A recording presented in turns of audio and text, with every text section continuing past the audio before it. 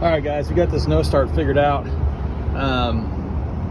Took me a minute, but I got it figured out. So this customer is complaining that they got ignition power and everything up front. The cluster comes on, cycles, everything's good, but the truck just doesn't start. So check the ignition relay in the cab. That's clicking and doing a good job. I tested it on my relay buddy and it's working good. Came down here, checked the starter relay, which is right here. Starter relay is good. Check the connections in there. Everything looks good, although this thing is loose, completely loose. It just kind of, you know, that's not good.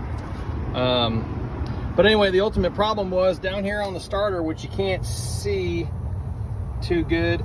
The ignition wire to the starter was totally loose. So I tightened that up and that seemed to solve our problem, although this thing is covered in oil and the harness is a disaster up here.